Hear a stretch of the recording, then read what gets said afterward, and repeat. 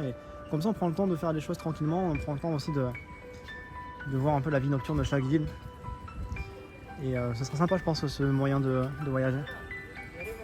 Mais ça demande beaucoup d'organisation, hein. Ça demande beaucoup d'anticipation, beaucoup d'organisation. Mais on fera ça. On fera ça tranquillement. Salut, je pars pour la première fois au Japon fin mai. On m'a dit que c'était le pire période car saison des pluies, et c'était la moins chère. J'ai trop hâte, je commence un peu à planifier les visites. C'est vrai qu'il pleut. Début juin jusqu'à la mi-juillet, c'est la saison des pluies, c'est le Tsuyu. Donc tu as des chances qu'il y ait beaucoup de pluie, mais ça veut pas dire qu'il pleut tous les jours non plus. Je te rassure. Hein. Ça veut pas dire qu'il va pleuvoir tous les jours, mais tu as plus de chances d'avoir des pluies forcément. Mais après c'est cool quand même juin, tu vois, tu peux voir les hortensias. Il y a beaucoup de jardins au Japon qui mettent en avant les hortensias. C'est une très belle fleur et les endroits qui les disposent dans le paysage sont magnifiques. Donc c'est vrai que t'as la pluie, c'est chiant, mais voilà, il va pas pleuvoir tous les jours. Il y a beaucoup de festivals. Il y a le festival de la fête des étoiles, je crois. Ah non, c'est en juillet, je crois, je dis des conneries là. J'ai dit des bêtises, c'est en juillet. Mais il y a quand même des festivals. Il y aura quand même des trucs à faire. Bon, rassure-toi, ça va le faire. Juste un jour de soleil. Je sais plus, ouais, dans mes souvenirs, il pleut quand même pas mal, mais c'est pas constant, ça. Le bilan de Nagoya, c'était excellent. Nagoya, bon, je sais pas si vous avez suivi tous les lives de Nagoya. Parmi vous, là, je sais pas s'il y en a qui ont vu tous les lives de Nagoya, mais c'était vraiment extraordinaire, quoi. Chaque jour, on a fait des trucs trop cool. Chaque jour, on a rencontré des gens trop sympas. On a vu des nouvelles villes sympas, on a appris plein de choses. Humainement, je crois que l'arc de Nagoya, c'est un des meilleurs arcs qu'on a pu faire. Vraiment. Hein. Humainement, l'arc de Nagoya, il était incroyable. Que des gens adorables. C'est vraiment un truc de fou. Je pense qu'on va retourner très bientôt à Nagoya. À part en flex, la nuage, putain. C'est vrai que j'ai très mal dormi pendant ces 10 jours, ouais. J'ai très mal dormi. Mais déjà, vous savez, il y a Julie, avec qui on a fait le live de dimanche.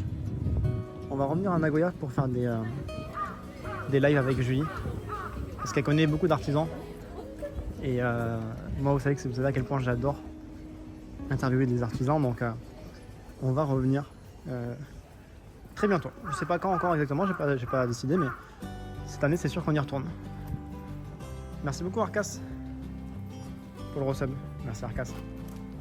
C'est trop bien. Faut penser au bouchon d'oreille. J'avoue. En fait, de là, tu nous manques. Non. Non, tu ne me manques pas à moi.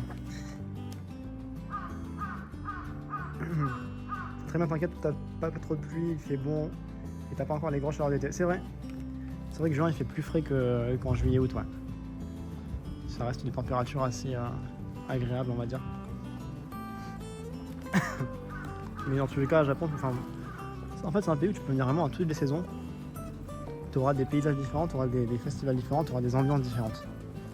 C'est vraiment un pays qui vit et qui change au fil des saisons, donc il n'y a pas de mauvaise saison pour venir ici. Après, bien sûr, c'est mieux de choisir une période qui vous plaît à vous, bien sûr, dans la fonction aussi, avec votre budget aussi, bien sûr. Hein. Je comprends qu'un billet d'avion ça coûte cher, que les billets d'hôtel coûtent cher aussi. Les billets d'hôtel, les nuits d'hôtel, pardon. Mais voilà. Shikoku, ouais, on a fait un petit peu Pidou, hein, Yumpidou. On a fait Matsuyama. On a fait Shimana Mikaido aussi. On a fait Awaji un petit peu.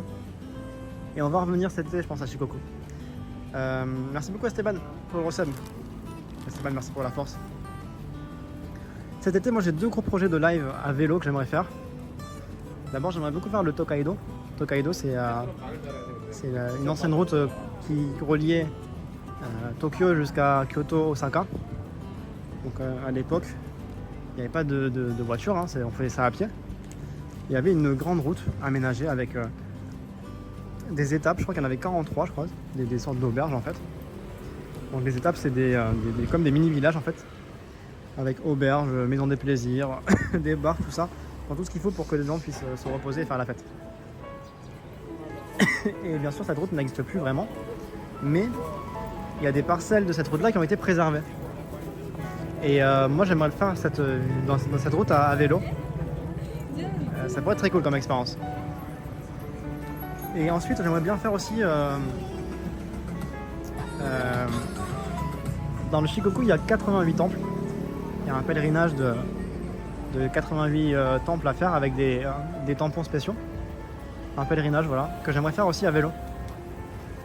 Donc je sais pas combien de temps ça va prendre à faire tout ça. Mais je me dis que ça pourrait être très cool comme thème pour les lives d'été. Vous en pensez quoi? Après bien sûr j'aimerais bien faire Okinawa aussi. Hein. Mais vous en pensez quoi là du programme? La route du Tokaido, Shikoku à vélo avec les temples. Attention à la connexion, je pense que ça va être très compliqué la connexion, c'est vrai. Parce qu'il y a beaucoup de... C'est très rural. Le Shikoku c'est très rural.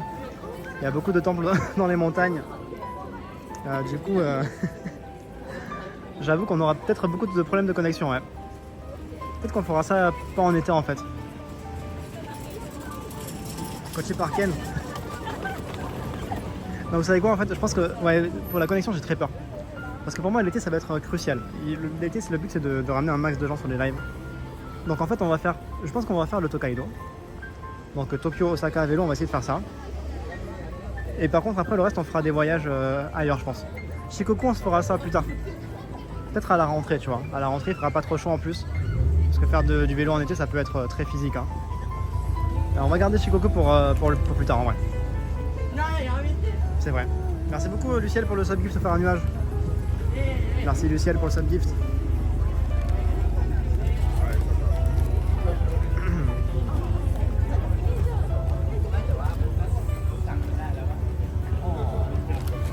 C'est un peu le game changer de l'époque, exactement.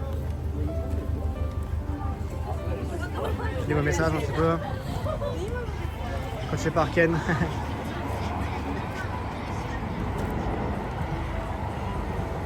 Ça prend les plus locales. Non mais, nuage, tu te rends compte de ce que tu racontes? J'ai déjà une carte SIM japonaise. C'est juste qu'il y a des endroits, c'est la campagne et il n'y a pas de réseau, tu vois, c'est tout. Il n'y a pas de puce locale. Il n'y a juste pas de réseau en fait. Il y a des endroits. C'est ça qui me fait peur. Attention au cardio avant internet. Moi j'ai plus peur pour l'internet que pour le cardio. Cardio ça va, je pense que je peux assumer. On verra. Bon, je vous lis un petit peu. Machine à réseau ça existe. Antenne portable ouais. Malheureusement non pas vraiment. Enfin ça existe mais c'est pas des systèmes adaptés pour un streamer IRL comme moi qui fait beaucoup de trucs à pied.